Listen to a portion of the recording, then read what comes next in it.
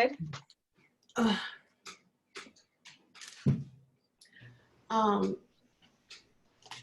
So we're just gonna have give a couple of minutes for people to come on since we had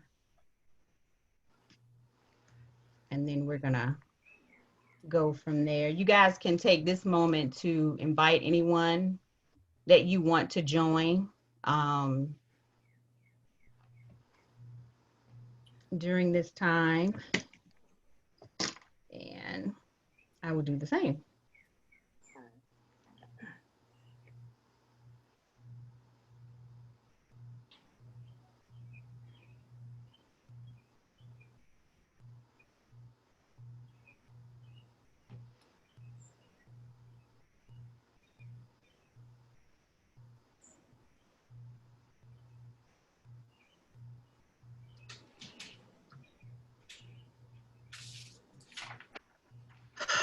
Is my audio on? Yes. Yes. This is Pat. Hi, Pat. How are you? Can she hear me? Very good, thanks. Just want to make sure. I can hear you. Okay, perfect. Okay. All right, so I'm just gonna go ahead and get started. So thanks everybody for tuning in. This is Blueprint to Events' first virtual event, Wind Down Readers. Yay! Yay! And so why are we doing a virtual event? Well, we are currently quarantined due to COVID-19, the coronavirus. And, you know, we're going to have to just, you know, as a nation, we have to come up with innovative ways to entertain ourselves, to connect. As humans, we were designed to, you know, interact with people. So we're going to just figure out as a world how we can do this, whether we're at home or whether we're in the physical. And right now we're not allowed to be in the physical, so we're going to have fun virtually. And so today is, this particular event is special to me because we get to do a part 1 of a part 3 series of a book review for Joy Happens. And what's so special about this book review, besides the wonderful Facebook viewers and our panelists, is that we actually have the author on this virtual review. How cool is that?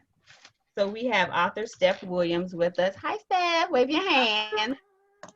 And, you know, not to forget that this is called Wind Down Readers. So we have your wine.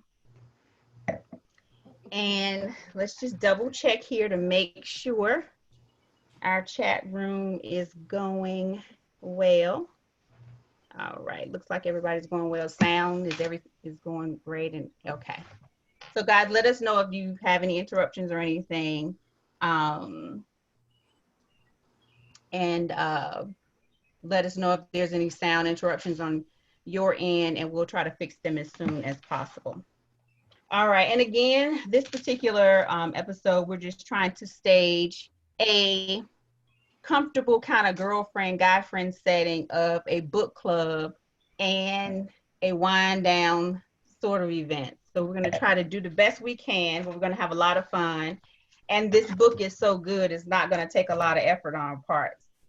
So as I said before, we're going to be reviewing the first 3 chapters of Joy Happens. And before I get started, I want to introduce a little bit more formally the author. So again, Stef Williams is the author. She is in the process. Hey, Steffi. She's actually in the process of writing another book. So your input, your suggestions, your enthusiasm about this book review, will influence the direction she wants to go with her future book. So your participation, that's right, Alex, is important. Stephanie is very transparent. Just to tell you a little bit about her, she's a native of North Carolina, Goldsboro, North Carolina. She's a graduate of UNCG, go Spartans. Go Spartans. She resides, look, Spartans, Spartans in the house. For my sister too. She resides in the DC, Maryland, Virginia area. She's been here for over 20 years. If you know Stephanie personally, you know this quarantine is probably taking a toll on her. She's very active in her community, in her family. She definitely lives every minute to the fullest. And having said that, she's also a director of USA National Miss of Maryland, which is a pageant. And so she wears a lot of hats. So, but we're going to talk to her in her author hat tonight. And don't hesitate in the chat room if you have any questions for Stephanie personally. If you're a new author and you want to know how she's self-published.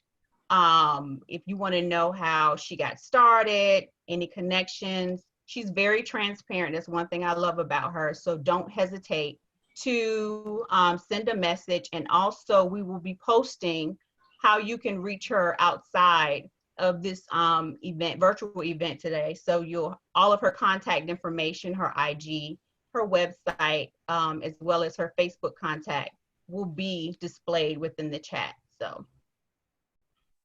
So Steph, did I miss anything? I know I did. I don't think you missed anything other than I'm a mom. That's my number She's one. a mom. How did I forget that? Oh no. She is a mom to Kennedy and Trent, two young adults. How did I forget that?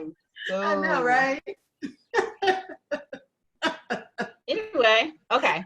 But other than that, you did a great job. Thank you.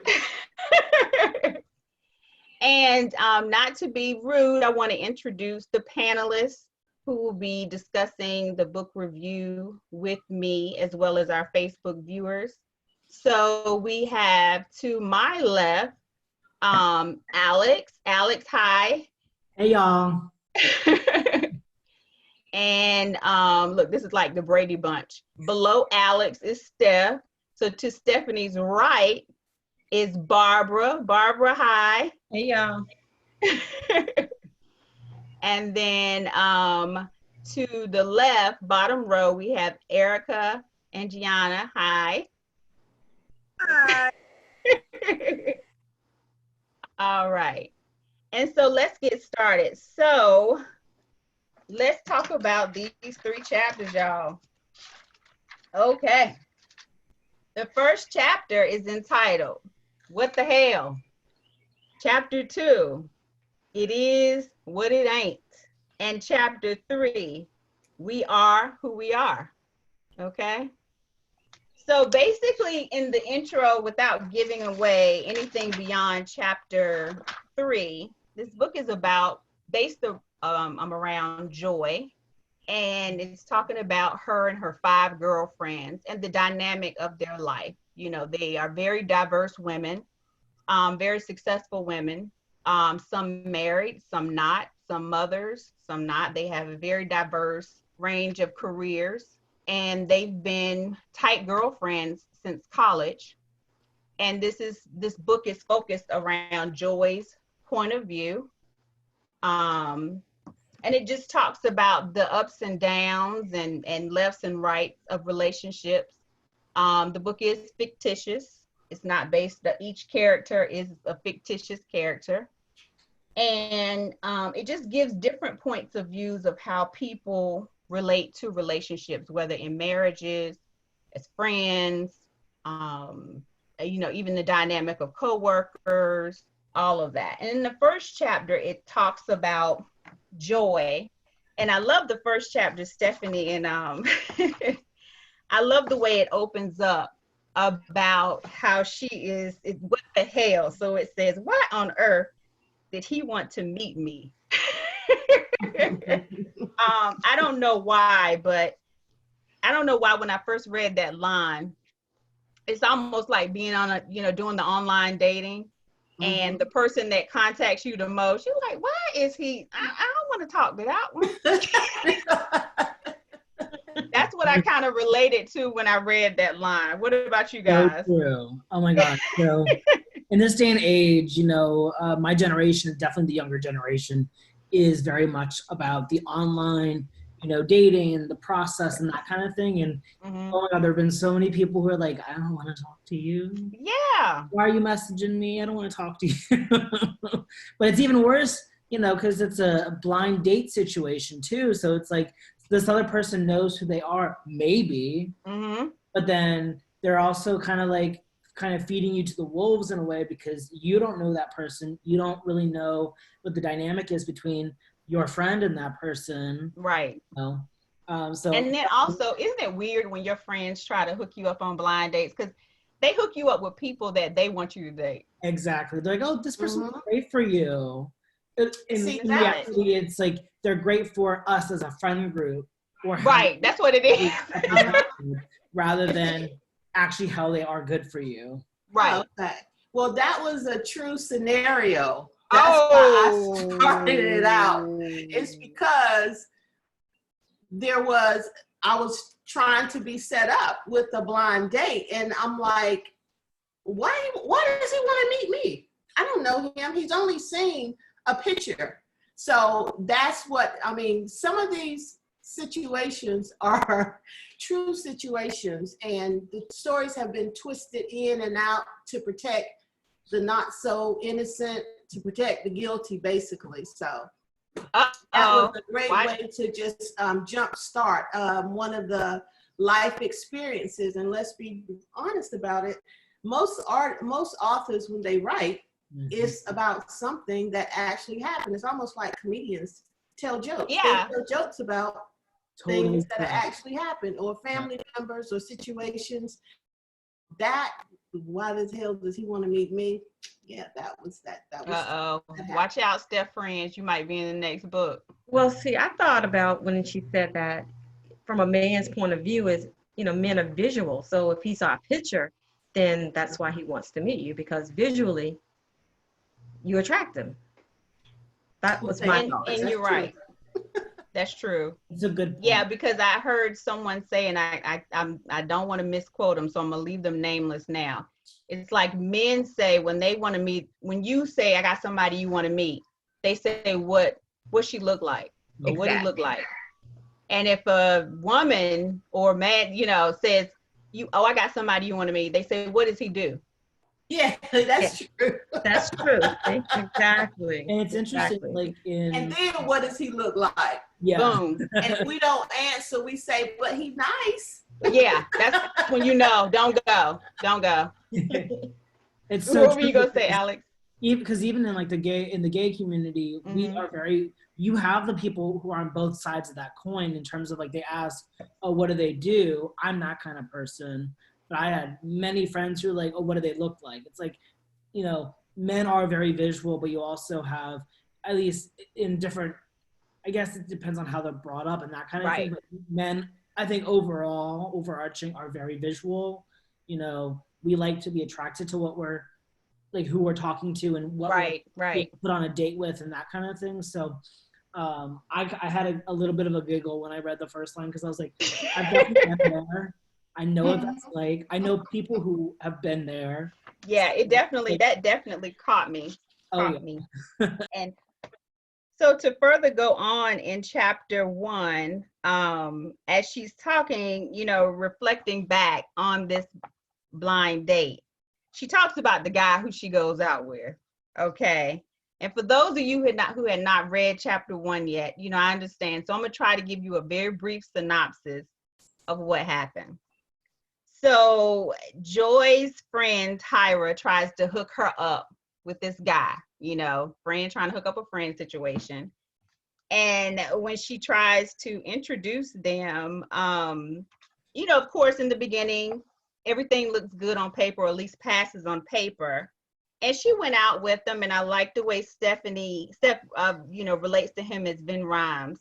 He's bald, about 6'2", and muscular. And he reminded her of Vin Rhymes. And she also talks that he was anxious to learn about her. She reflects on how during the date, she didn't get a word in edgewise. I have been on dates like that. Mm-hmm. Like, did you go out with me to just talk about yourself? Like, you need to talk about yourself this time. Yeah. So, but So yeah, and then the kicker with this is that he turns out to be a stalker. He drops her off at home, and then when she comes out her door the next day, he is standing there trying to take her to work. Speaking Oh of my goodness. those situations, Stephanie, I'm hoping this is not. No, that did not happen. Thank That God. did not happen. Like, who That did does happen. that? I wouldn't even have spoken to him. I would have looked outside, saw him, went back in the house, and called the police. Like, what are you Exactly. doing? Been watching ID channel with me. Are you watching ID? Guy, please, no. And so, of course, we're going to call him Mr. Stalker. So his name is Milton. So Milton the Stalker is standing outside trying to take her to work the next day. Of course, Joy has some sense. So she's telling him to basically get lost. And, he gets upset and tells her that he loved her, but she was not the right woman for him. If that is not funny. But my thing is, the one thing that that like really caught me off was the whole thing that it was a full week of that. Mm-hmm. Of him waiting outside her house. Like, that's like Jeffrey Dahmer type stuff. Basically. Well, he was determined to win her over. Well, he was going to get another something. approach. Right. He was I'm going gonna look at there's to be handcuffs on his wrist for that. Right. Oh my gosh. So I'm gonna look at the chat room and see if I know sometimes it may be a little bit of delay. Hey Sylvia. Hey, let's see who we have here. Todd, Wanda, Sylvia, Leah. We have Gwendolyn, of course. Hi guys, thanks for tuning in. You have to let us know what you think about Milton the Stalker. And if you a Milton the Stalker, and if you are Milton the Stalker, sorry. Well, maybe you don't want to tell people you're that, but right. I have a story about that kind of situation. I had a friend who was like, "Oh, you should, meet this person." I was like, "Cool." I did theater with this person. I had known of them before, and went to meet them for dinner. Not only was he 45 minutes late, and those of you who know me know I'm very prompt, if not early. 45 minutes late, I was like, well, I don't have anything to do. I'll just sit at the bar and drink something. He shows up, really pleasant person, we have a great conversation. And then I'm like, oh, I have to go home. He's like, oh, I'll drive you home. I'm like, no, I'm good. He's like, no, I'll take you home. I'm like, I'm good. Like, this is a first date, not feeling the vibe. I want to go home. And I walk to the bus station and I see him in his car pull up about maybe a block away from the bus station and is waiting for me to get on the bus because he thought I was just, trying to give him the bluff. And I was like, I texted my friend, I was like, I think he's following me. But luckily, I got on the bus, he left me alone, but that's scary. So Stephanie wrote about you, Alex. Look at that. Apparently so. I didn't know. I would have ended it after the first day, though. A full week of that. Yeah, full week. I don't think. Joy keeps telling him, no, thank you, I'm good, but he keeps showing up. So that's where a phone call to the police is made. Yeah. Yeah, definitely. But thank God nothing happened to her. But what I did want to add into it is that, there are men like that. Like Stephanie said, that when they, try to win you over, or they're just smitten on that first date and they show up and they're not sure if you like it or not, but even though she told him that, no thank you, and she found that excuse, and then he showed up again, he was being persistent. Yeah. And unfortunately, in this day and time, we don't like that, but there are, I'm sure there are, there are men like that. They're just they won't take that no and think, okay. Yeah. And they like that, not call it a hunt, but when ladies don't. Yeah, they like the chase. They like the challenge, and they're going to chase and everything like that. So it was just like, it's a good point. And it's funny that you bring that up. Yeah, Erica, because my dad has this saying, If I can't chase it, I don't want it. So it's funny that you bring that up. But I think my house would be like, I don't know. If I worked at the mall and you showed up at the mall after my, after my shift or something, I don't know, I would look at that a little bit differently than showing up at my house. What do you guys think? There's like I think there's like a different level. Like in a public place is like, okay. Right. Absolutely. Why am I house?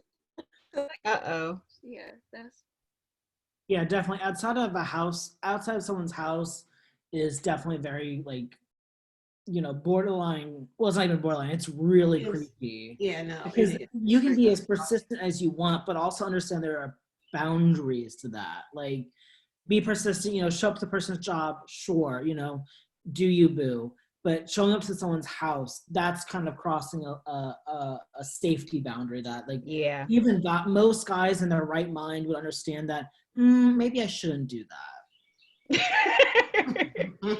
Well, let's see what the chat room is talking about now. So Leah said, been there, done that in college. Okay. And she said, sorry, I was in the situation. I didn't do it. Okay. And so we have a few people in the chat room that can relate to Milton the Stalker, or knowing a Milton the Stalker. Okay, so another fun thing about chapter 1 is like Joy and Tyra take these annual trips, and it's 5 girlfriends. And we haven't in chapter 1 you kind of basically touched Stephanie kind of basically touches on the character of Joy and Tyra as far as the females go, but it's actually 5 of the girlfriends. And I think it's just so super cute that they have a group called S&F, Sexy and Fine. Is that not cute? Okay.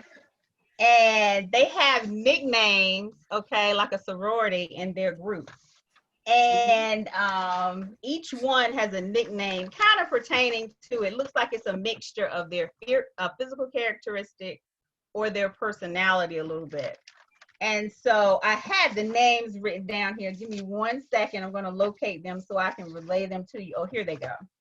So Joy, who's a character that's introduced in chapter 1, she is Sister, and this is not your traditional sister spelling, it's Sister Slam. And Tyra is Sister Sweet Lips. And you got to read the book to get the description. We're not going to give everything away. Also coming up into chapters 2 and 3, you will meet Carmen, she's Sister QT. Vivian, she is Sister Green Eyes.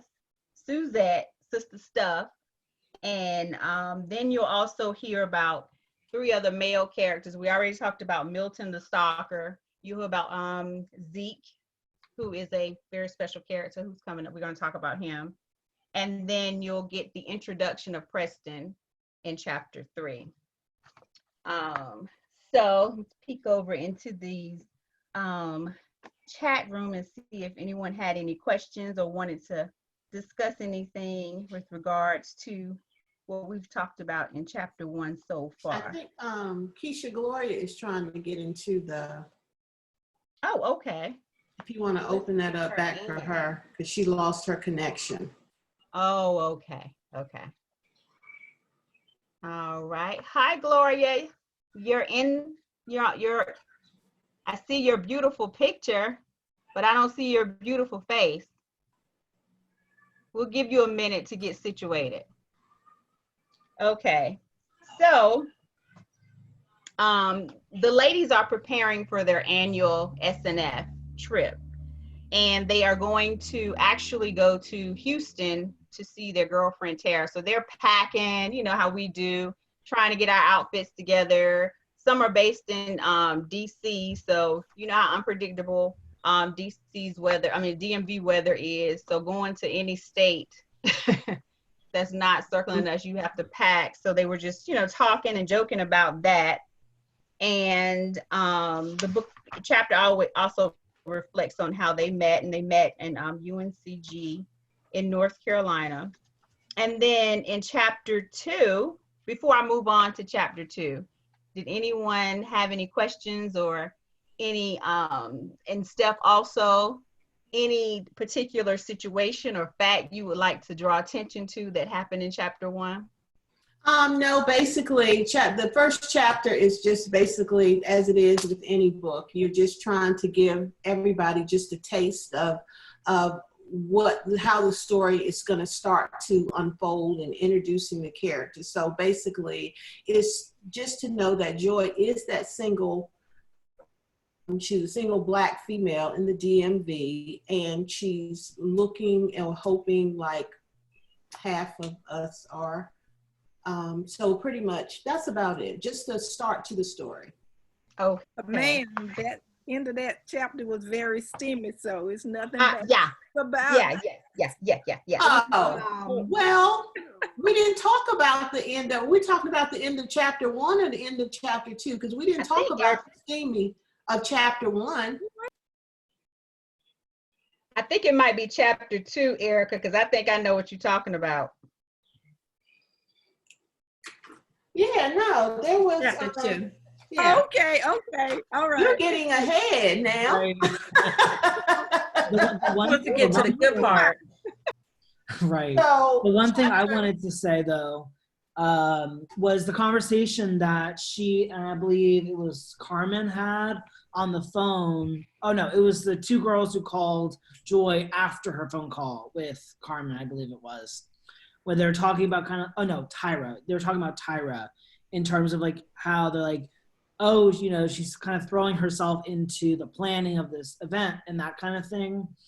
And that really spoke to me a lot because that's very much how I am. Like I'll throw myself into planning something and trying to get it perfect and like doing a great job and like really focusing on that and not taking time for myself. Mhm. I think that's definitely something that I think a lot of people can relate to in terms of making sure they have time for themselves when they're working really hard to get what they want and be successful. So I think that was just something that I wanted to point out, that the point of, you know, taking the time for yourself away from work and like having that balance, I think is really important. So I think that was kind of a great like point to make. Yeah, it's all about me, right? It's all about us. And we need to take that time to get together and planning our girls' trip. Absolutely. And I like that. I like that. So many people get lost in their responsibilities. Even when you're single too, you kind of get lost in work and you know, parental responsibilities that you have. You know, you could be taking care of your parents or helping out or just helping out family members or overextending yourself. And you kind of forget like, okay, I haven't taken a trip. I haven't done anything just for me. So yeah. What I also wanted to discuss with you guys was, you know what, this particular event is called Wine Down Readers. We have not shot out our wines. So we're going to take a moment, panelists, and please tell me, first cheers, okay? Cheers. Cheers. And I took a sip, okay? And tell us what you're drinking. Facebook, what you drinking on? Well, I'm drinking on some Bartanua Rosé. Uh-oh. And I love your sign in the back. It says, when in doubt, add more wine. Add more wine. And during coronavirus, I'm in doubt. Hey, Keisha. Yes. Hi, everyone. Can you? Hi, everyone. I'm drinking water.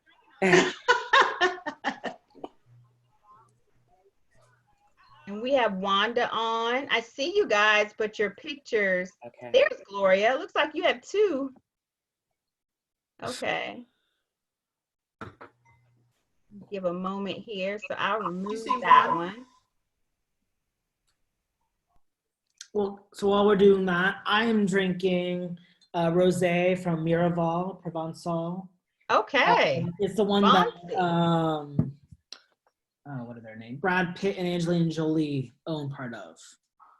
I had it at a wedding. It was the best wine I probably ever had. So that's what I am drinking on. That's what you're sipping on. Yep.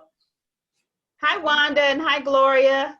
Hi. We're just shouting out what we're sipping on. What you sipping on, Gloria? Ooh, that looks nice and dark. What is that? I forgot. Is that Gloria, how good? many drinks of that have you had? I've been so stressed trying to get on. I'm on my cell phone, and I was trying to get on my computer. I can hear y'all and see y'all, but my video's not playing. And I've been working with Gwenny on the side, and I can't. She's telling me to do different things and the troubleshoot, and I can't. For some reason, I'm gonna have to figure out why I can't view video. Y'all can't see me. Okay. Well, we got you on now. We're glad to have you. Yes, I'm on with my cell phone, so. Well, welcome, Gloria. And Wanda, what you sipping on? But I'm gonna figure out what I'm sipping on. I think Wanda is trying to get her audio. Okay, we'll give her a minute. We'll give her a minute. I'm gonna go to the chat room and see what our folks are sipping on. So I'm gonna say hi to Shamel, Well, we Clarissa, can see you just fine. Toya. Let's see. We have who else? Miss Dion Mitchell is here. Dion is also a author. Who else do we have here? And let's see what people are sipping on. Someone said, Toya, Gloria Toya said, you are gulping, not sipping. Gwendolyn said, yum. Hi, Nathan. I see you. All right. And let's see, who else is sipping? Tell me what you're sipping on. Let's see. Sipping on some scissor. I know. Well, we're not gonna sip on that. Okay, we'll give them a minute to kind of chime in with it. Maybe people are shy, you know, coworkers might be watching. But anyway. Yes. Well, I am sipping on Don't Lose Respect for Me in honor of our essential workers, and it is a Monday night, and they would love to drink, but they can't. I'm having something like a mocktail. So, you know, this is like me giving a stimulus package for me not to have a glass of wine when everyone else is having a glass of wine. So, just letting y'all know, it's a big sacrifice. Okay. Thank you, Keisha, for the sacrifice. Thank you. Thank you. Thank Okay, you. back to the subject at hand. Now, Gloria and Wanda, I know you guys have just come on. We just reviewed chapter 1 and kind of did a soft introduction about the characters, their organization that I love so much, Sexy and Fine. Yes, that's true. Yes. Mm-hmm. And you know what, guys, and you in the chat room too, since you've read the first 3 chapters, go ahead and kind of think about which character you most relate to. I already know what character I think I most relate to, but I'll save that when we get to her. You guys can tell yours now or save it for later, but it's up to you. I'm gonna wait. So, we haven't met her yet, so. Haven't met her yet, okay. And so going on into chapter 2, I think that's the chapter Miss Erica was referring to. Mm-hmm. I think so. It's called It Is What It Ain't. Okay. It is what it ain't. And this particular chapter I like because I love the way Stef is very descriptive about, you know, her feelings when, you know, it comes about meeting someone. What are we doing? Are we going to do this thing or not? You know, I'm into you, you into me. What's the excuse why we can't make this grand connection? So unfortunately, I can totally relate to that. But she meets Zeke by chance. She also meets Zeke again through the connection of Tyra. But Zeke is a guy that actually owns a restaurant in DC. And so they all met up at his restaurant. He has a restaurant called Olivia's. And if I can remember, I think the restaurant was named after his mother. Is that correct? Grandmother who raised him. So that says a lot about him. He's a sentimental guy. And so they talk, you know, it goes into talking about how Zeke meets her. Her first impression of him. I gotta read this. Sorry. So it says Joy's first impression of Zeke was that his face was not much to look at, to be honest about it, but he had a body to die for, and he looked like $1,000,000 in clothes. How many of us know what that's like? I actually have a guy in mind that I know that, Oh yeah. yeah. Oh yeah. I actually have, it's nothing like the way you carry yourself. I love the way this character, and another thing about this book too, no one's like a Hollywood structure type, your statistical type person. I think we're getting away from that anyway in this woke age of being in 2020.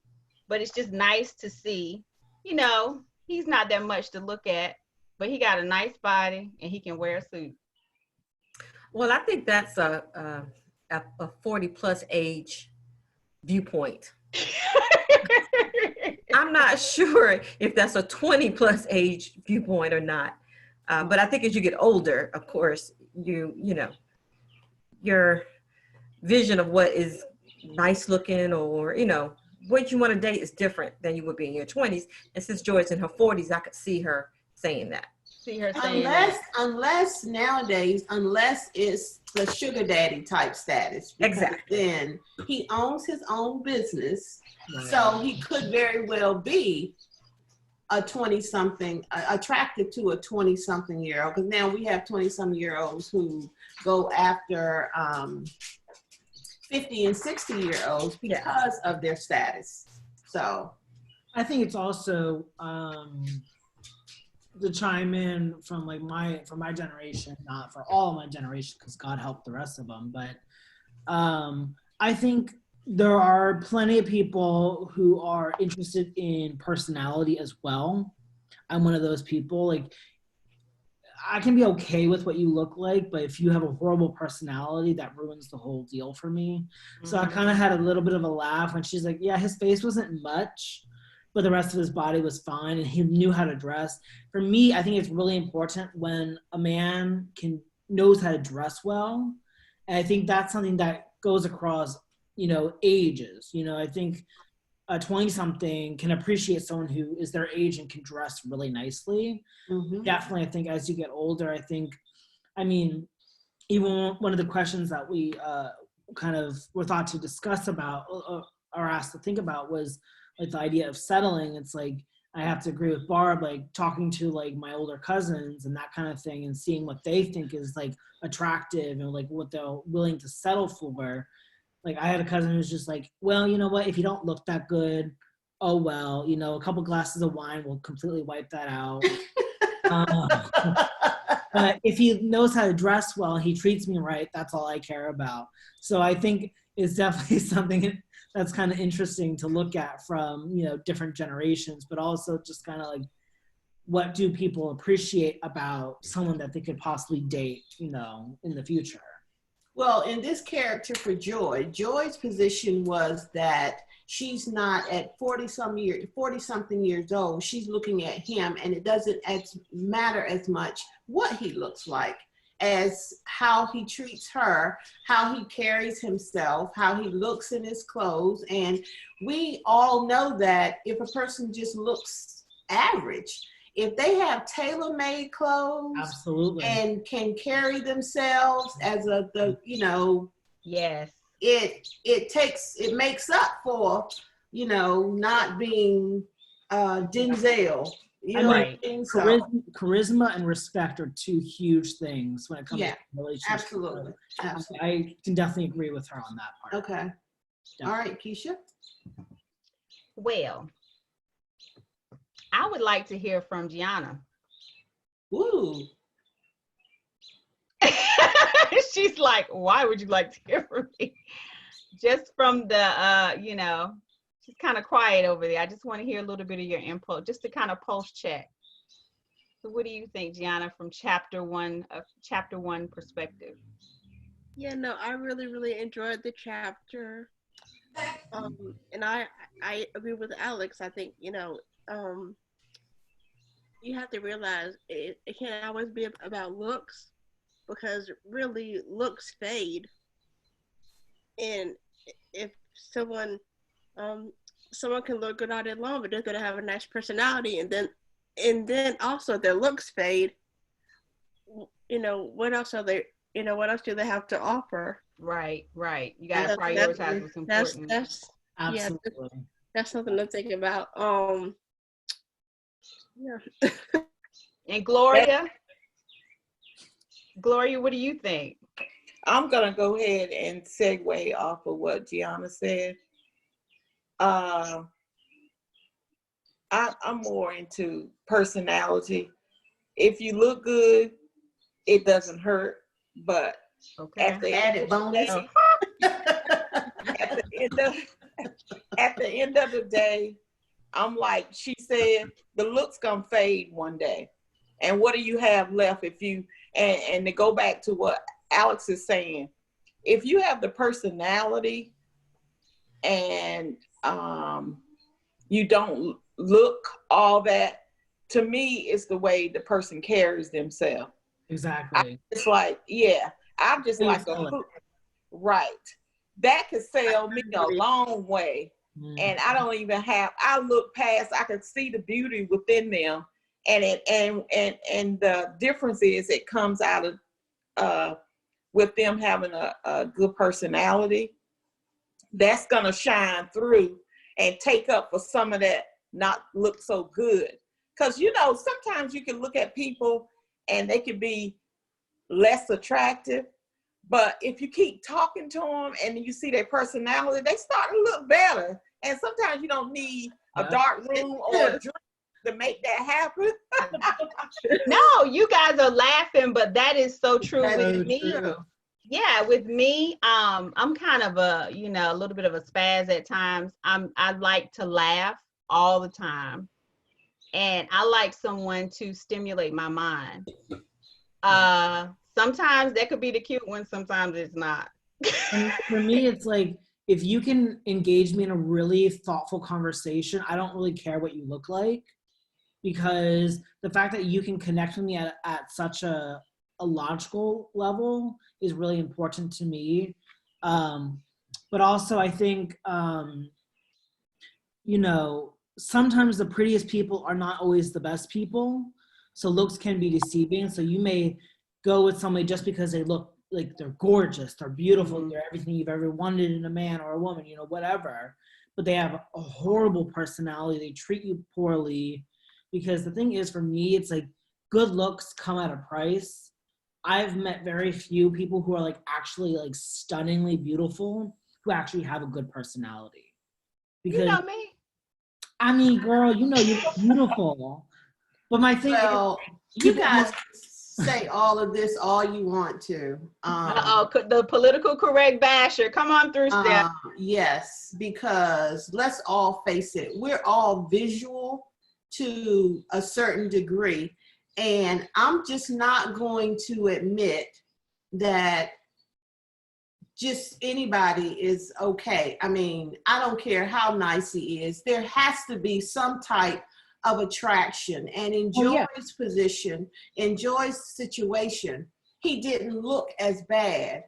She didn't say he was ugly, because the beauty is in the eye of the beholder, but we all know ugly when we see ugly. But I mean, seriously, personality don't save that.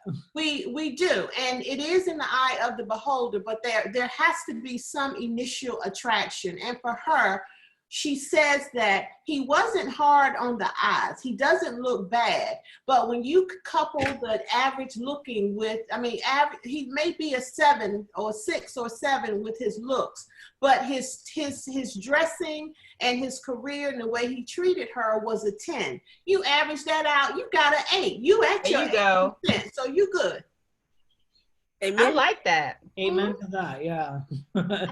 I think when you're in like college and school, no one is like so, sufficient at that time. So you base everything off looks and popularity.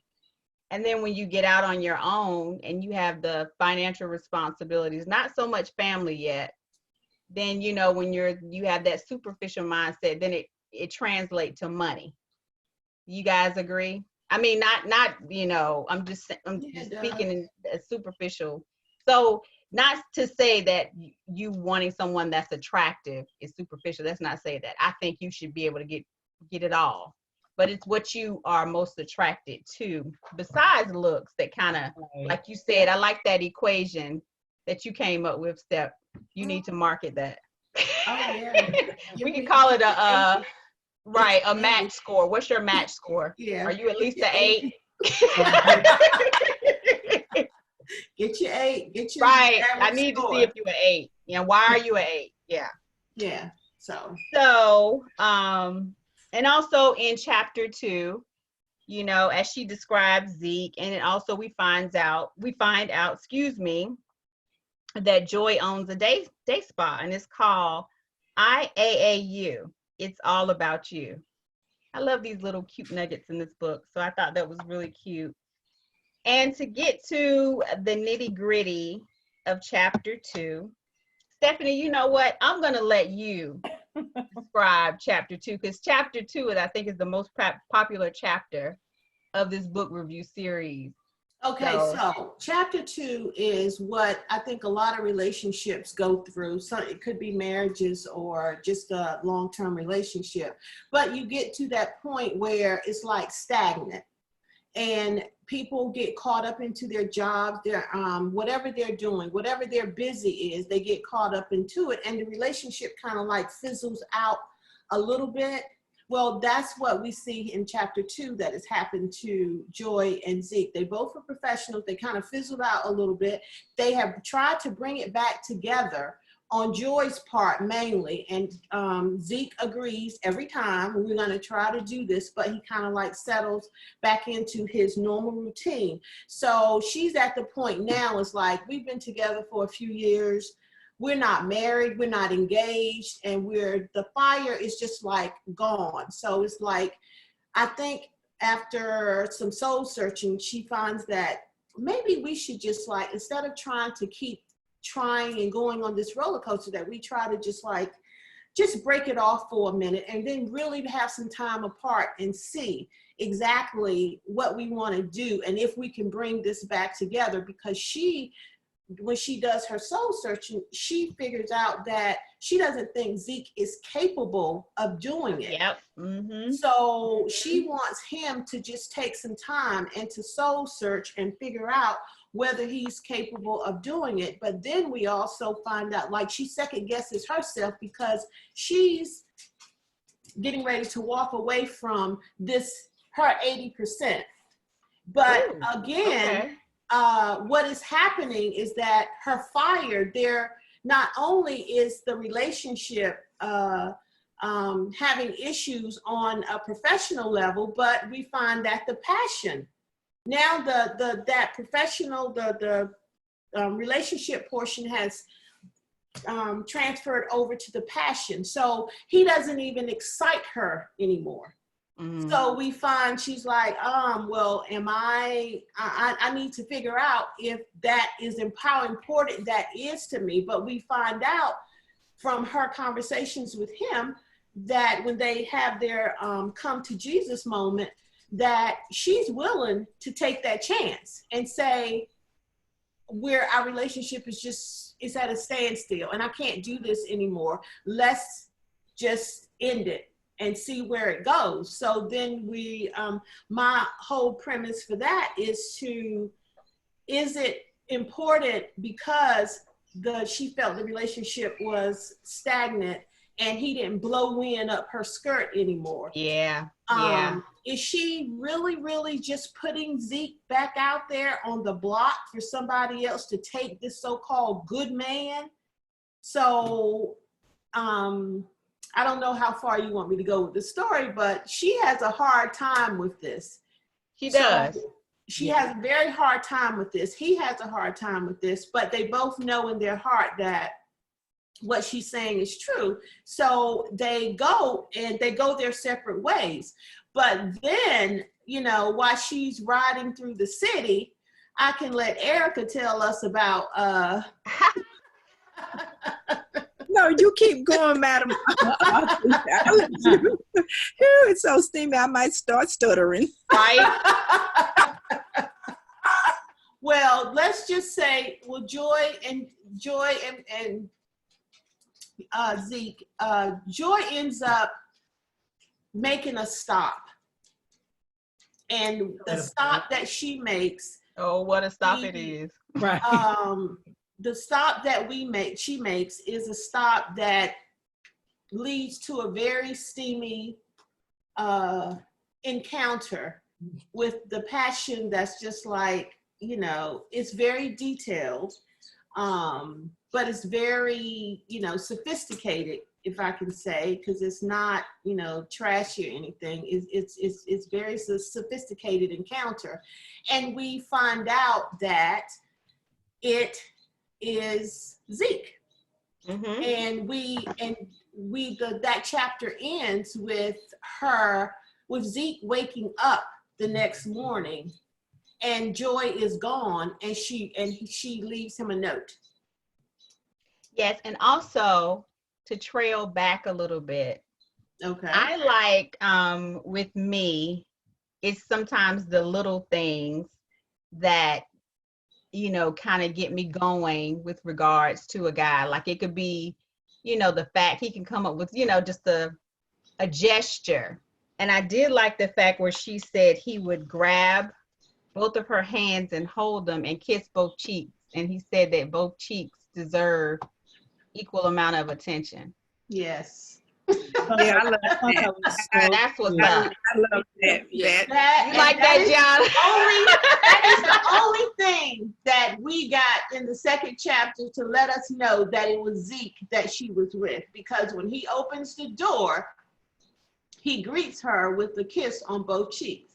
Mm-hmm. So we know at that point that that is the person that she circled back and went back to that very night.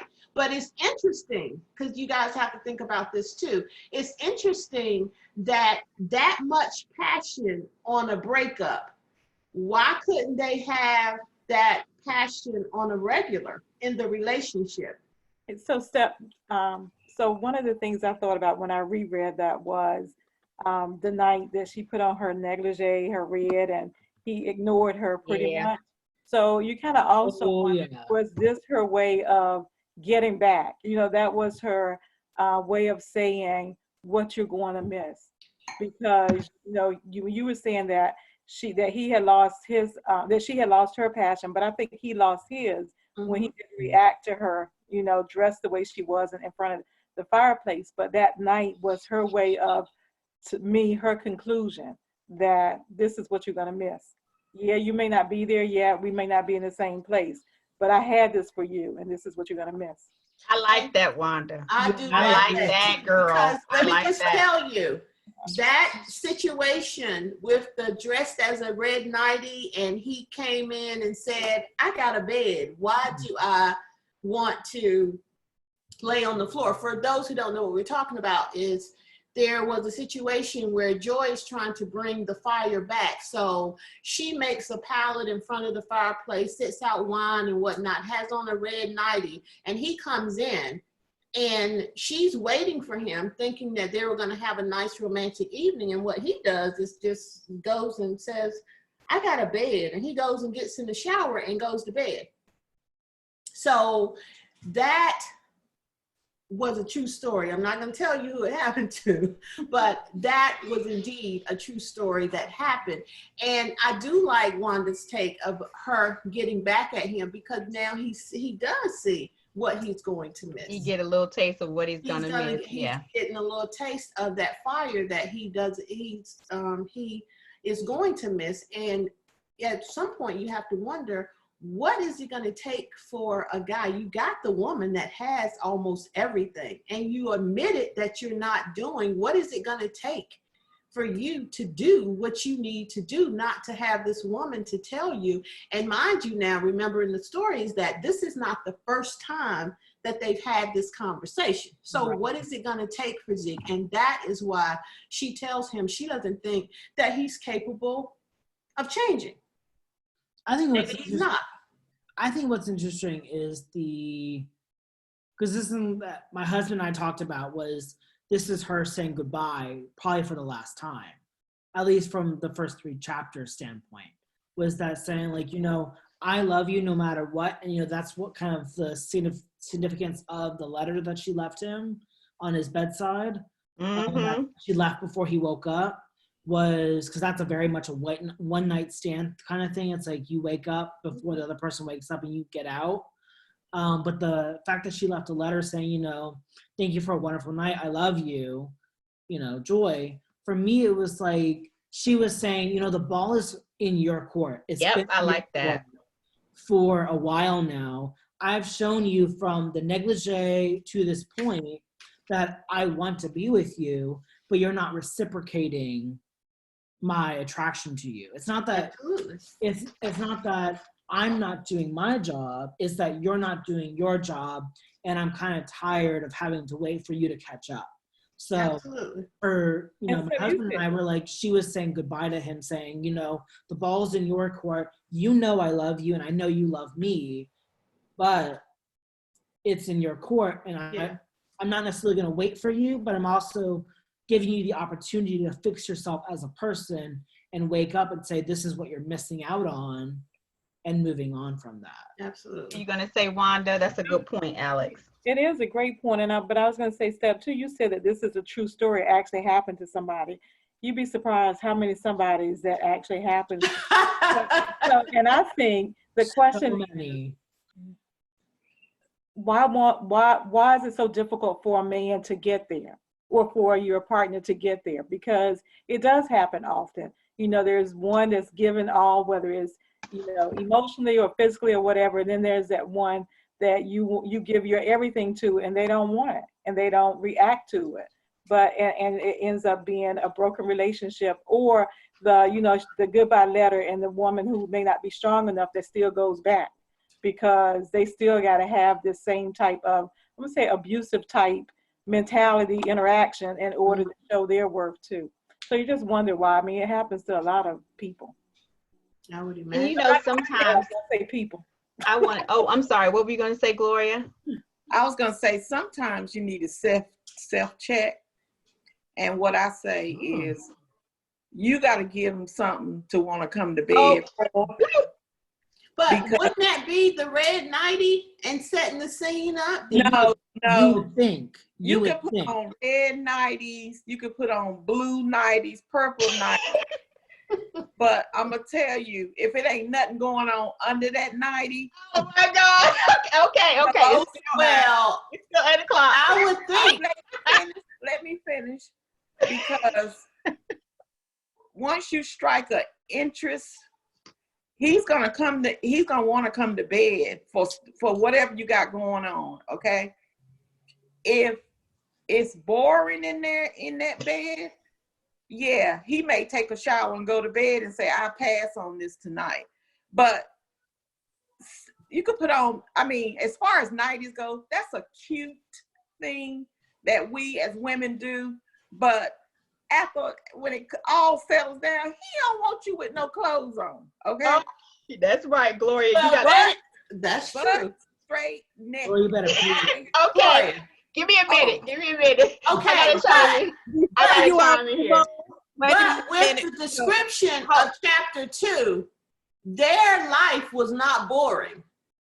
No, it wasn't. I will say that, but I do want to give, before we continue on, what about the excitement? I do.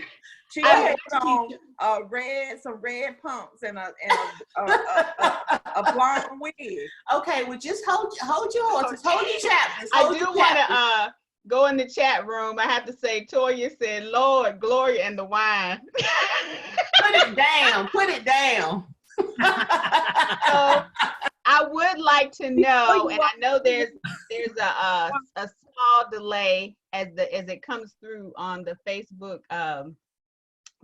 Live, but I would like to know what our Facebook viewers, what their take is on the ending of chapter 2. Let me just say that, and I'll give you a minute to respond, but I do want to kind of throw a curveball in here. I actually asked a guy's perspective on chapter 2, just to kind of research some topics to kind of get us to think about. And he said that, and this guy's married, newly married, so kind of out of dating and married. And he said, it's hard for men sometimes when a man and woman are routine, and that routine is interrupted. And so if you're used to coming home and she got on, and it's a Thursday, and you used to her having on sweatpants, and it's taco night. Well, taco night is usually on Tuesday, but let's just say Thursday. And you come home and she got a palette of romance with a red nightie on. It may make you be like, what's going on here? Don't get me wrong.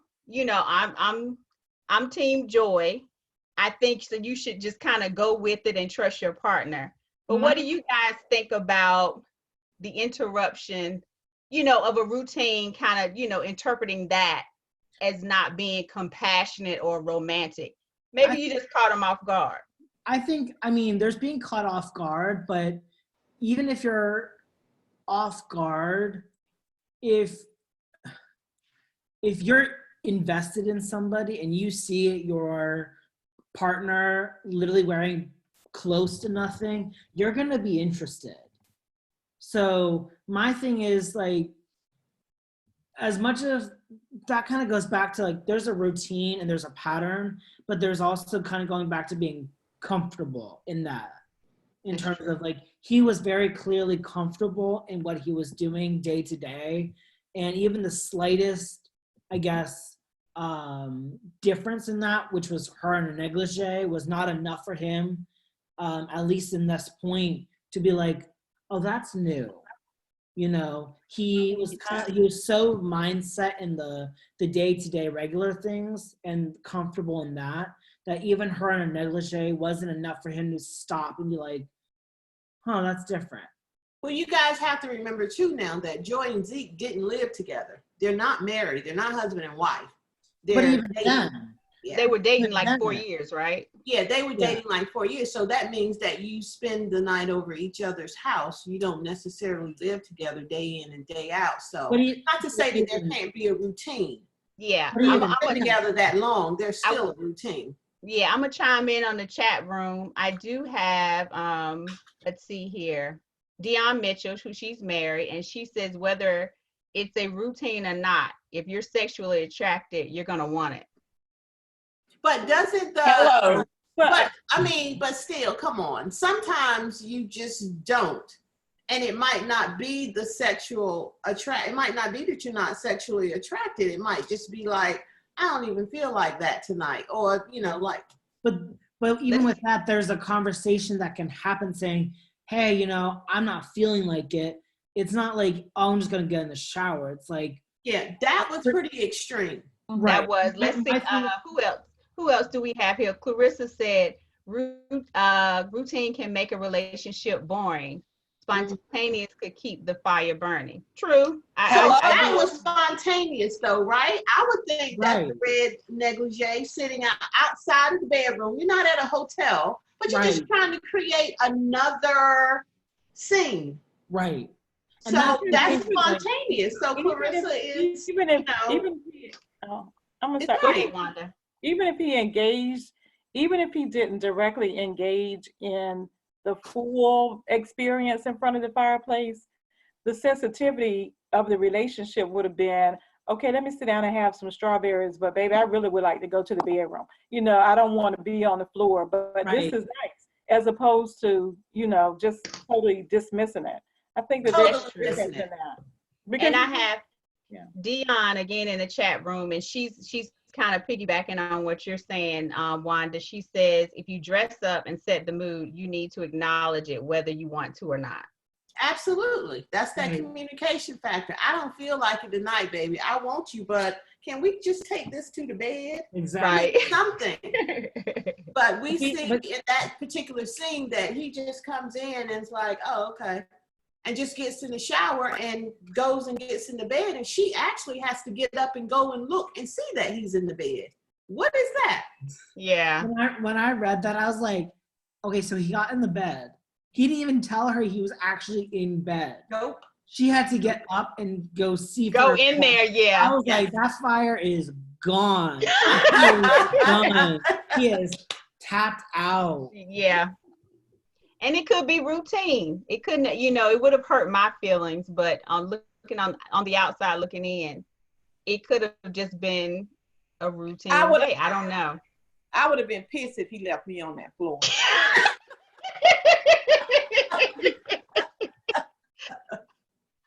I know, right? Gloria's cold on the floor, huh?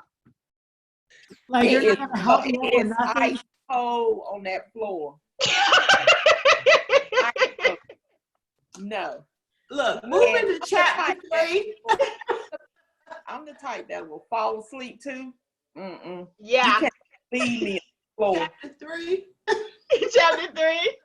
So Erica, did we What you said, cover because I know this was her chapter of choice. This was her steamy chapter. I had to raise my hand to get in. No, right? But I'm going to rewind a little bit. What I wanted to say, at the end, I think it was twofold. I agree, like Wanda said, she wanted to make him, you know, give him what he, or let him know what he might be losing. But two, I also thought when I was reading it that she too wanted to, in case that was it, to get that last, you know, to hold her over. That too, because she said that car, you know, that car when she was out going, but that car took her back. So I was like, okay, yeah, she probably on its own, right? The car knew the way on its own and ended up right at his house. Because you know, it was a Tesla. When she got there, she probably said, I'm gonna make him just remember what he made. But too, you know, I need as well. It didn't. She just didn't end up there. Yeah. Mm-hmm. On Absolutely. that full thought. Mm-hmm. So Absolutely. yeah, I just wanted to I'll say that.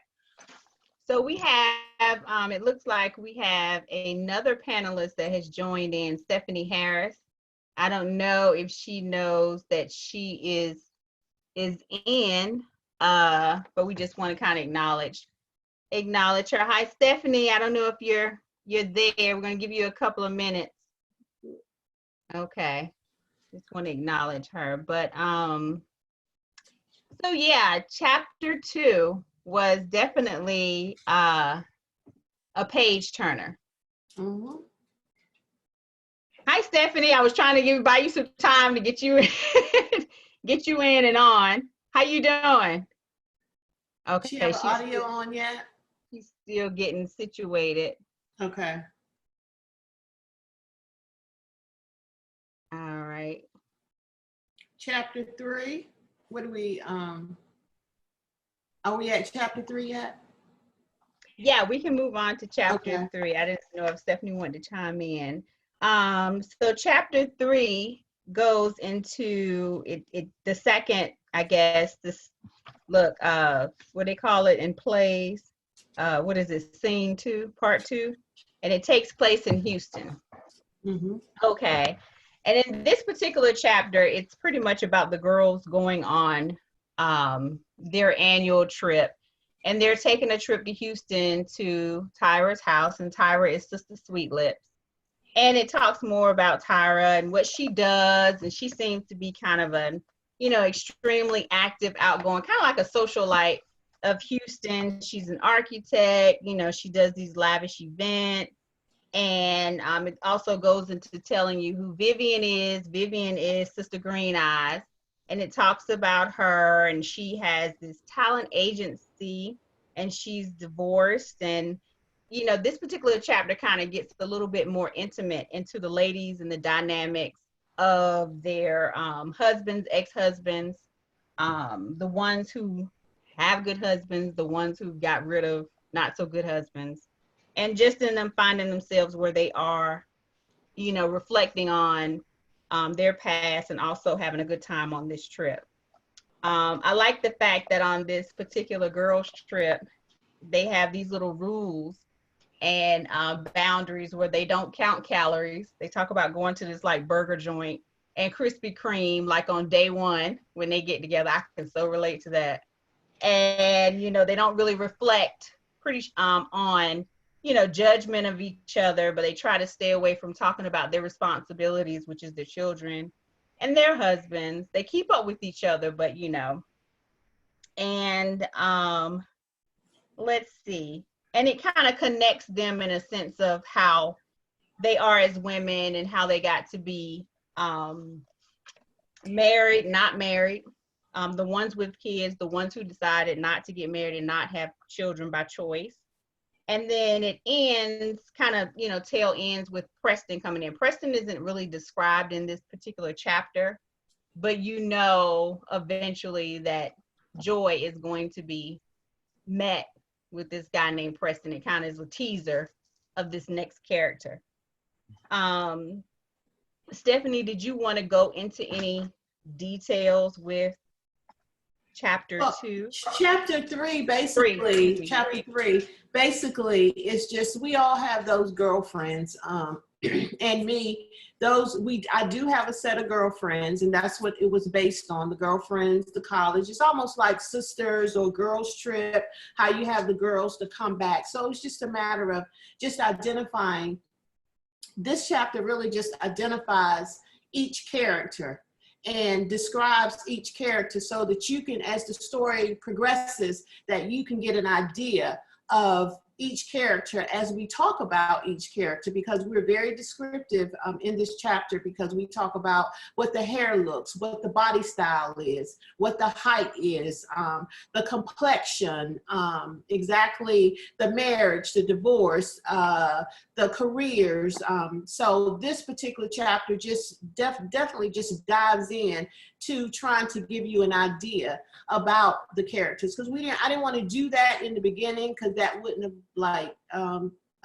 been that interesting. I mean, it would be interesting, but it wouldn't totally capture your attention. So if you get the 2 chapters in the beginning, and then we rewind back as we talk about their girls trip, and get a description of each one. And then also we talk about how it's important as women that we don't get lost in our regular day-to-day activities, that we have to take some time out for us. That's why our theme was, it's all about us. I mean, we don't count calories. And that's actually something my girlfriends and I do. When we get together on our trips, we don't count calories. We sit in the parking lot and we eat the sloppiest sandwiches, you know, and we're talking about our girlfriends that are coming from every walks of life. That's what we do. Whether you're a millionaire or whether you make $20,000 a year, it doesn't matter.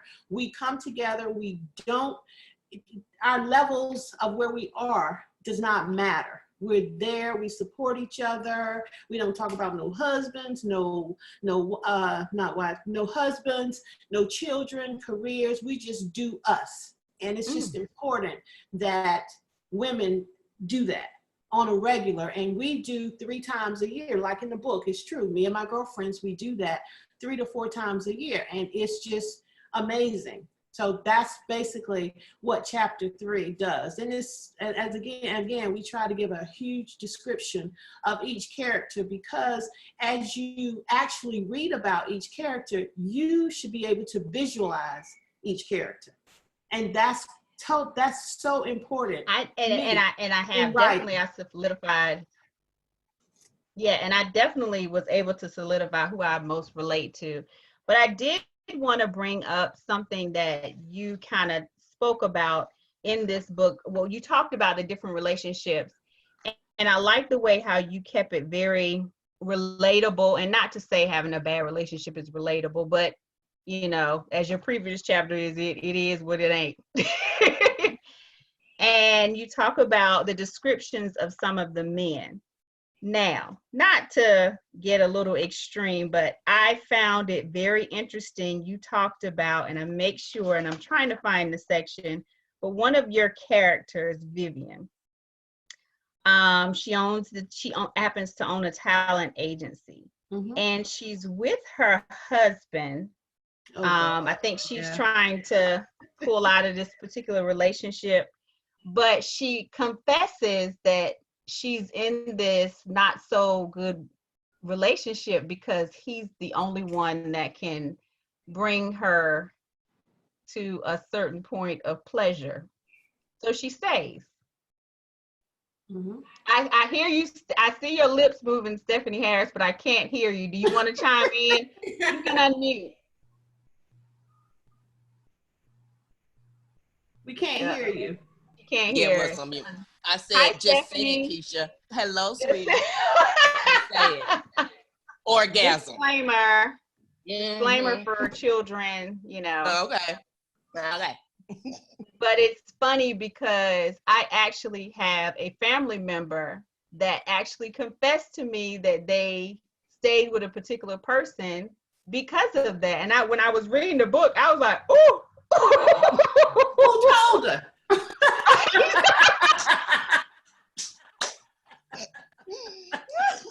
Oh my God, is that I like? didn't know that. I just made that. That was actually just creativity. I don't know anybody that happened to. Well, apparently it is. I mean, because it depends on the person. Some people weigh, you know, and especially when, you know, you're getting married or married. Some people weigh things differently, how they look at sex, the importance of sex, and the importance of other things. But let's just speak from a marriage standpoint, since this particular character is married. You know, how does he rank on the on the score? He gets extra points if he's the only man that can salute.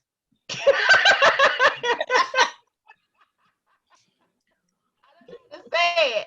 Wanda, help me out. I see it written all over your face. Yeah, I guess that's a plus 10 on the bonus side.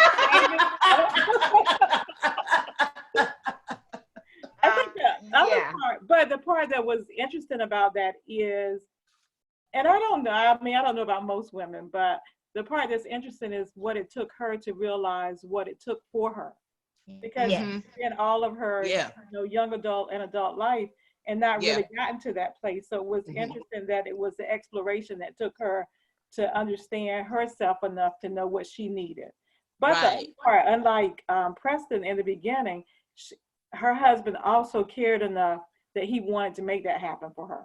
So she wouldn't leave. And that was different, you know, because he could have been offended that he didn't do it for her or whatever until she told him what she needed. And I mean, I applaud her for that because most of us wouldn't do that either.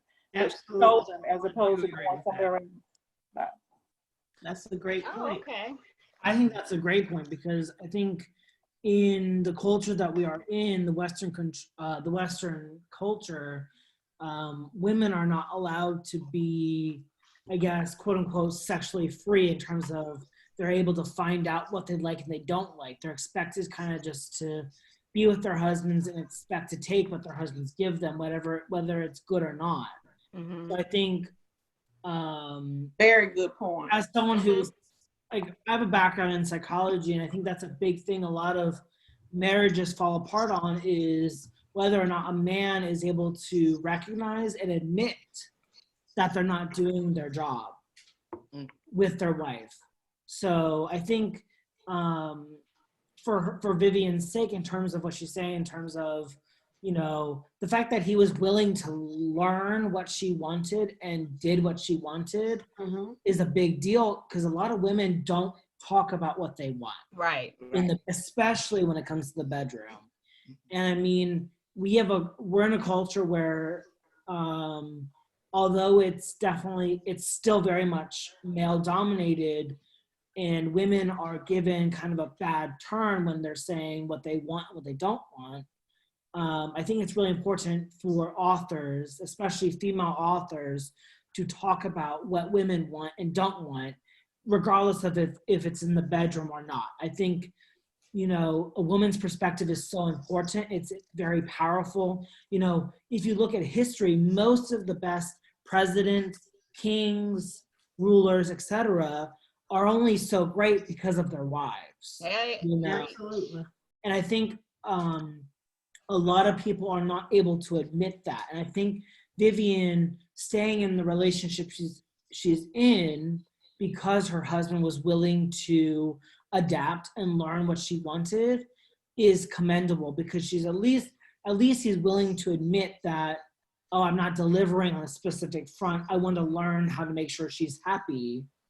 That's a big deal. But I think on the point of, as an author perspective, it's important that us as a culture are willing to listen and learn from women authors about what it is that women want.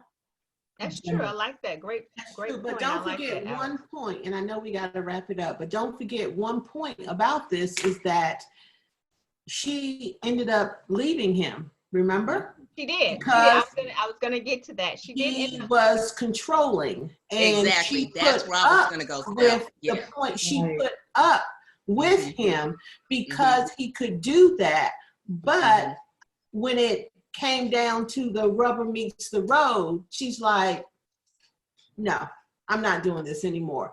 I know what needs to be done now. So, if she, exploration, show the next man or whatnot, but she had to weigh out, because at first, remember, she's staying in the relationship because of that.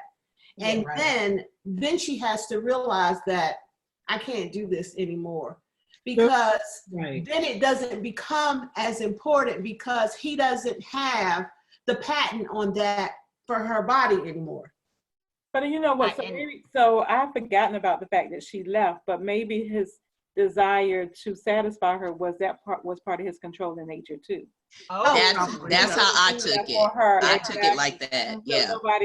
Nobody else is gonna be able to do that for my wife, and now I'm gonna control her. That's how I took it. Yeah. Okay. True. And I also find as a common thread, and I've only known like 2 very controlling men personally, is that their counterparts usually think that, oh, he's not controlling when we are together by ourselves, and you also note that in the book, but in public he's controlling. And I find that, well, when you're by yourself, it's already controlled. But when other people are involved, I guess that's when it's like, you're with me. So even the fact that she left is a powerful point for her anyway. Yeah, it is a powerful point, because it's just, you can be pleasured beyond whatever and be happy as can be with that moment, but if the rest of the time you're with that person, you're not validated as a human being, that you're worth something, that's a big deal. So I think this chapter is a big point. While yes, we get to know the girls each, individually, I think that this, for me at least, an overarching theme is the power of individuality and taking ownership over what you can do as a person, because Vivian, in a sense, could just stay in the relationship just because of that. And she did for so long, but she also realized that her value as a human being and as an individual was more important to her in the long run. So I think, kind of going back to the idea of female authors speaking the truth about what it is to be a woman in this society, I think it's a huge, a big point that can be made and should be made more often. So I want to, a big clap, a big applaud to Stephanie for that, because, as it's difficult to write your truth as a person, but if you add a specific attribute to yourself, either you're a woman or gay or whatever, as an author myself, I find it's hard to speak my own truth about what I've experienced in my life, in relationships or whatever. So when I see other people who are willing to take the step and say, you know what, this isn't right, but I want to talk about what is right, that's a big thing for you. So I really want to. Good job, Steph. That's a big deal. And before we move on, I want to really quickly, because we did spend a lot of time on Vivian, and real quickly, and I want to hear from everyone's point of view, if we can. I did like how you brought up, and I noticed that you did this in the beginning of a book, and I know it's going to transition later. Carmen. and her husband, Bruce.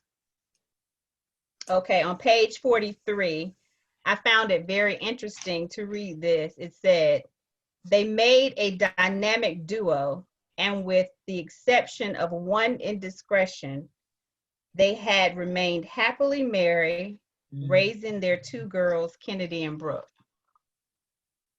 And I thought that was a nice little, I don't know, salt on the pretzel or whatever, that one indiscretion.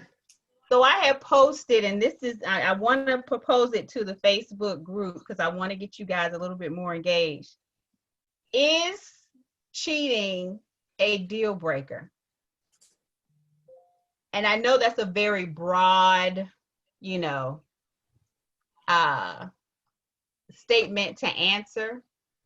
But in society, we are always conditioned, you know, whether it be with TV and, you know, everybody outside of a marriage can tell you how to, you know, how to handle yourself in a marriage, you know. And so, you know, of course, it's always easy for the person to say, oh, I would never deal with that. But is it really a deal breaker? Because if we look at Carmen in this particular paragraph, this paragraph is praising their dynamic as a husband and a wife partnership. They, you know, have these 2 beautiful girls. They're a dynamic duo, but, you know, with that one night, or that 1 week, or that 3 months. So, you know, everybody has their own. It differs if it's that much of a difference in terms of a day to a week to a month, a couple of months. I think that's, for at least from my perspective, I think it comes down to kind of how long of the indiscretion that it was. You know? I agree with you too, Alex. I'm gonna give this majority over to the Facebook group. So I have Leah, who says depends on the relationship and how, I guess, vested you are.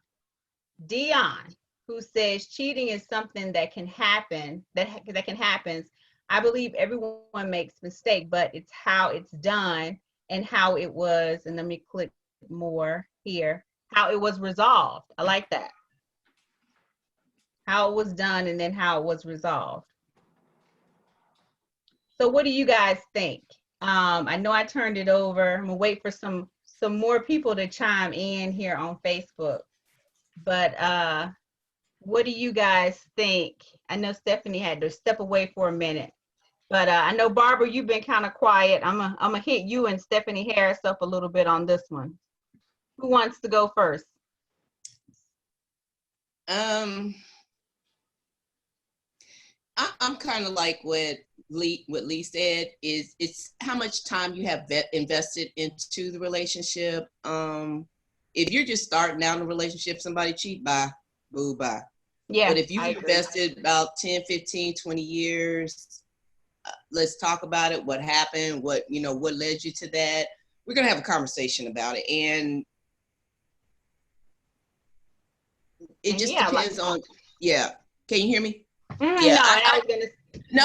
I'm gonna be personal with it. I've been through this. So I've been with this same person now. We've been through this. We've made it almost 19 years. So I looked at what the positives out of the relationship. Was it worth walking away from it? And he looked at it the same way. So it has worked for us. So if it was like earlier in the relationship, boo bye. But we've invested a lot in each other. So that's just an indiscretion. Moved on past it. We're doing much better. Okay, so you agree, your pointing is to both Leah and Dion. I do like the way the words vested and resolved was used. It is, I think, I never thought about the resolve part. Yeah. I guess it is how it, after you go, what's the rules and regulations now that this has been done? Yeah. And I've never been married, but in my mindset today and based off my previous relationships, I don't know. Like I've always thought, like I think I could deal with if it was like, you were out and with your friends and things got carried away, or we had an argument and things just got carried away. If the setting was like a one-time thing, but I don't think I could forgive you sleeping with your secretary for 20 years. Oh, yeah, there you go. And both can be looked upon as one indiscretion, Exactly. Right. So what's your take on that, Steph? What was your mindset when you threw that in there? Not your mindset if it's based off someone, but So basically, you just have to read a little further. Okay. Because that was just, there's no such thing, and this to answer your question, there's no such thing as a perfect marriage. No. There's just not. And as we're describing all the characters and trying to get an understanding of each character, I'm describing Carmen as having the perfect relationship. There's no such thing. So I hinted to what's, the minor indiscretion, because again, that's just to show there are no perfect relationships. And it's also just a little tease as far as what's to come. Yeah, I like that. I like that. And to go to our chat room, Toya says marriages survive cheating all the time. I think that there are other factors that will wreck a marriage sooner than cheating. Vesting, accountability, and resolution are key. Exactly. So I guess it also depends on the type of relationship you have with the person, the communication, and you know who you with, I guess. So I know we're a little bit over. Oh my God, I could just go all night with this, but I know you guys are like, I can't though. So I did want to point out some little clues that you guys need to look for in the next few chapters. We need to figure out who this Preston guy really is. We just got a little teaser of him. I did know that there's a little bit of clue about Suzette. She's referred to as a little bit of the strange one. So I can't wait to find out what's going on with Miss Suzette. And I think that's pretty much the gist of it right now. I know the book ends with them going to a fundraiser that's headlining Diana Ross. And it's funny how Steph is a true fan of Diana Ross. You know I was going to throw Diana Ross in there. Of course. I'm going to keep my comments to myself since we are live. I don't want the Diana Ross fan club to come out. I'm a huge Diana Ross fan. If you know Diana Ross, please connect them to Steph Williams, okay? She's the only actress, singer, songwriter, whatever, that actually has a place in my home. Y'all know I love Diana Ross. Made her way. Diana, you made your way in the book. Diana made her way in the book. But I want to go back to something that Keisha brought up earlier in the conversation about which of the girls thus far, who do we identify with? Because I want to know who Keisha identifies with. Oh yeah, we're getting to that. And you know what? I was just checking. Steph said, "Please, no Diana." I didn't say that Diana fan club. That was Toya, but I agree. Okay. And look, that was Barbara too, not me. Miss Austin, I see you. Thanks for watching. I relate to, I'll say, based off chapters 1 through 3, is Tyra, because I'm a busy bee and I love entertaining my friends and family whenever I can. And even if things aren't going well, I like to, just to kind of condition myself to keep it moving, to follow my passion and do things that I want to do. And I, in my mind, I'm a socialite, but maybe in the real world, I'm not. I see you laughing, Alex. And so right now I base my character relation is Tyra, and she's around my age. She's a little bit older than me though.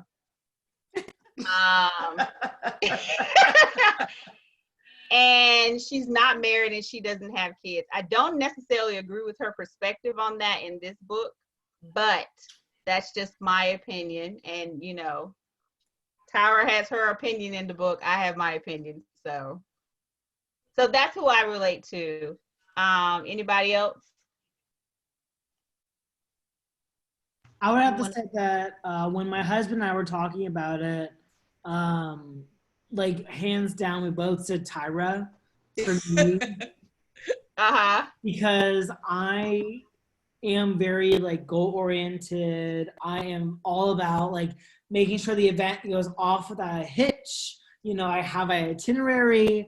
Like I'm the mother of my friend group. Like I make sure people need. Like that's literally how I am. But I'm really interested to see how Tyra's character evolves throughout the book. Just because I have a feeling that just because she may see herself as a socialite, or she describes herself as that sense, or she thinks she has it all together or whatever, that probably sometime throughout the book, something falls apart and she is kind of faced with a decision. So I'm really excited to kind of see how she evolves as a character as well.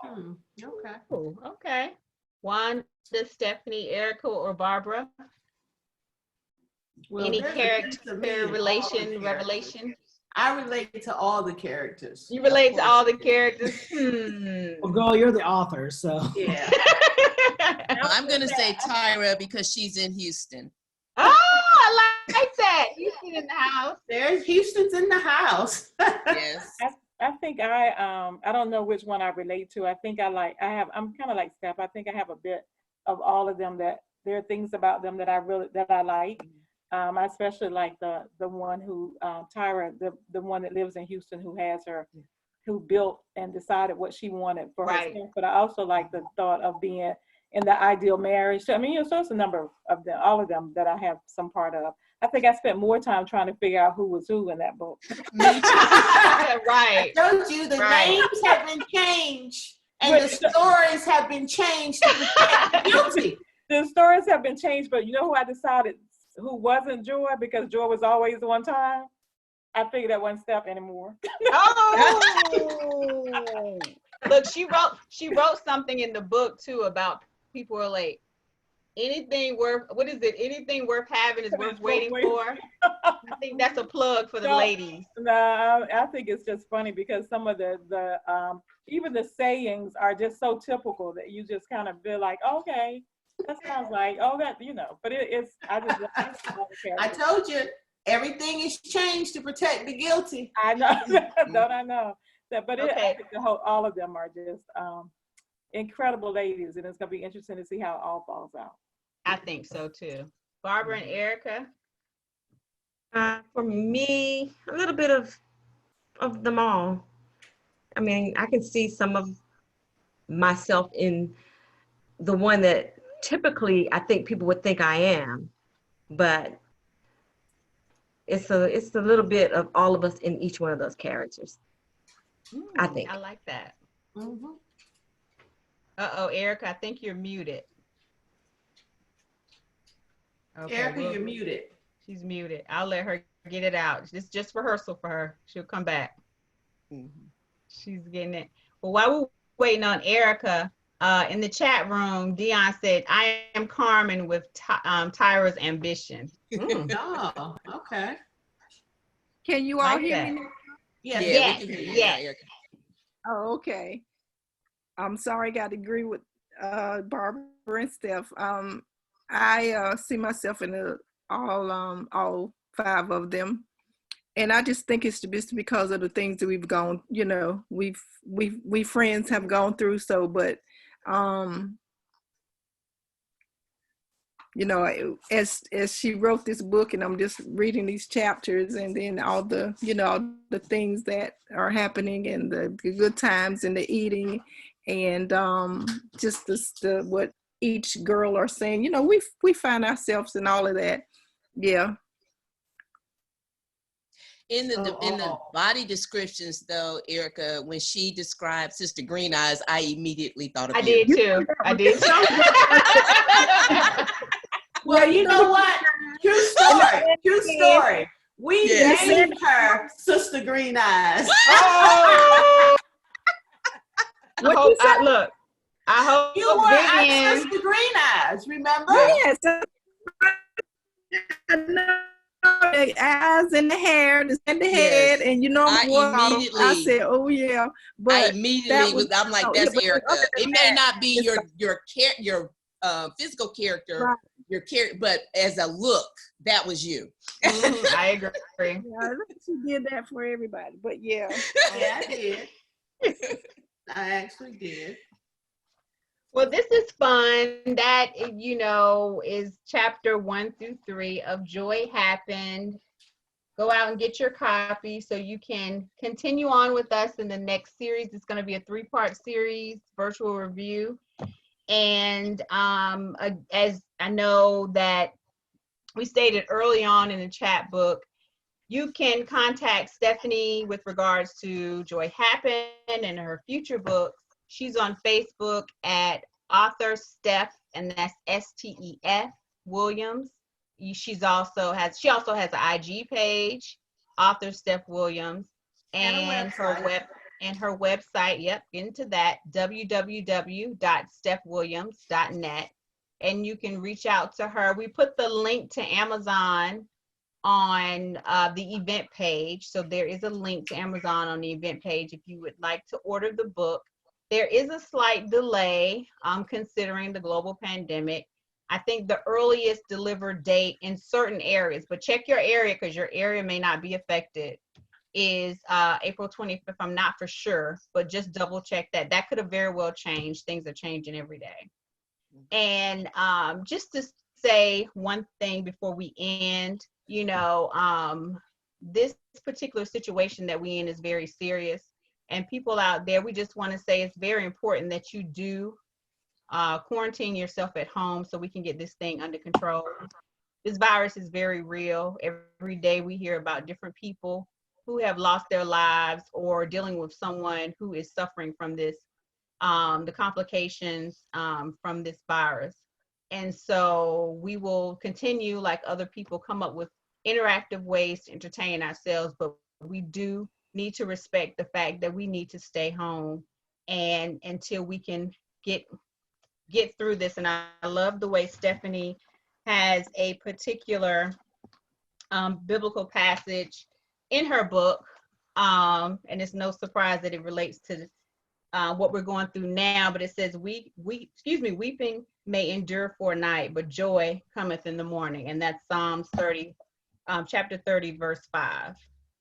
And so, you know, I would like to thank everyone for participating in this discussion. Yes, thank you. And you know, the chat room is saying, I think Dion said her book is set to arrive April 29th-ish. So it's coming. It's just a little delay, and you know, I think everyone is experiencing all these delays. But again, I want to thank you guys for participating and agreeing to be a panelist. I know it's not always easy to go live for everyone to have access to see you, but we appreciate it. We appreciate your input, and also reading and getting Joy Happens. I can't wait for us to review the next chapter. Steph, this is definitely a literature artwork. I love it. I enjoy reading it. I can relate to it. And I look forward to seeing what the ladies are going to get into next. And would you like to say anything before I continue to kind of wrap things up? I do thank you for joining the Blueprint to Events first virtual book review. We appreciate you coming on and letting us host this for you. It's been our pleasure. It's been a lot of fun. And I want to thank everyone in the background that has helped with putting this on. We really appreciate you taking the time out of your schedule to listen in. So thank you, and I hope you've enjoyed yourself, and I appreciate you making comments in the chat room. So back to you, Steph. I'm sorry. No, I was going to say thank you. I appreciate you allowing me to be your first book wind down reader, author, and everyone who has ordered or who's planning to order, and then it's of course the panel and joining in. It was a great. I think it's a great book. But But it was a pleasure to write, and your input is just amazing. And I think once you get the book, it's an easy read, I promise you. It's entertaining. It's one of those ones that you don't want to put down. You can probably finish it in 2 days if you had the time. But again, just like I was saying about comedians, joking about real life events, that's basically what this is, with some creativity thrown in. And it was strictly for entertainment. And I hope you enjoy it, reading it, as much as I enjoyed writing it. And I am working on the sequel. So if you go to my my website, you will see the cover and the title of the next book that I am working on. And this is great feedback because it is a sequel to Joy Happens. So you just have to keep reading, and I hope that you do. And thanks again. I appreciate the time. Well, thanks for joining us. And guys, we will have, again, as I said before, this is a 3-part series. We will be announcing the next date for part 2. We'll be covering the next 7 chapters, so we'll go up to chapter 11, right, Stephanie? Correct. And 11, yes. Please let us know. Stephanie is being super generous. She's giving the portion of the continuing chapters, chapter 4 through 11, and you just through 11, free. She's giving away in the PDF form. So if you want it, I know a lot of you are waiting on your books. Just go ahead and message us, myself or Steph, and let us know that you need a copy of the next chapters, and we will get that over to you as soon as possible. We need your email address, so in order to send it. So make sure you supply that to us. And those who we've already sent the first half to, will go ahead and automatically send the second half to, so you can participate in the part 2 series. And so with that being said, let me just say this about it's not that we don't want you to purchase the book, because we do, but we also know that we all have to do our part because of what's going on in the world, that you can't get the book.